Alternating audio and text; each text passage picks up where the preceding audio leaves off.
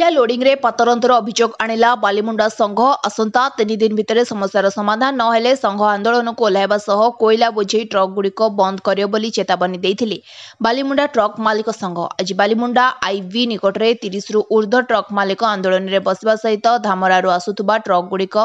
अटक रखिथिबा देखिबाकू मिलिछि। धामरारु प्रत्येक दिन कोयला लोडिंग होई बाहरकू जाउथबा लोडिंग पाई कइंथकोलो भद्रक और वासुदेवपुर संघ को अनुकंपा देखा जाइथिबा बेले बालीमुंडा संघ को अणदेखा करा जाइथिबा अभियोग करिसेंती ट्रक मालिक संघ। से नहीं आज बालीमुंडा ठारे आंदोलन जारी रखिसेंती। जेते दिन पर्यंत प्रशासन बालीमुंडा मालिक संघ कथा न बुझिसेंती सेते दिन पर्यंत आंदोलन जारी रहइबो बोली संघ सभापति कहिसेंती। सुरेश चंद्र विश्वाल माँ तारिणी ट्रक आसोसिएशन बालीमुंडा सभापति 2022 रु आम आसोसिएशन सर्टिफिकेट कलेक्टर आमको देले सेबे ठारू प्रशासन को जाकि द्वारस्थ होबा चिट्ठी करवा सब हो सारा पर भी एपर्यंत किसी आम सुफल मिलूनी जहाँद्वारा कि 5-6 मास पर सब कलेक्टर गोटे लेटर करदे कहीला को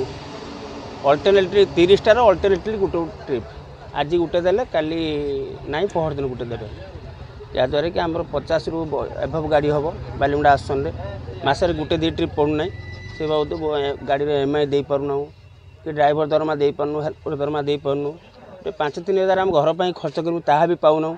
जहाँद्वारा कि आम गाड़ी टाणिया पहुँचला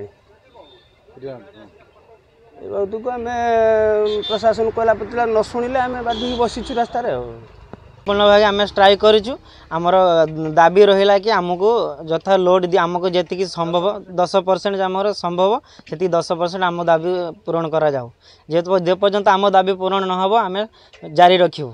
ना ना आम सेमती आम राबिजी ना। वासुदेवपुर मधुस्मिता पल्लाई रिपोर्ट स्वतंत्र ओडिशा लाइव।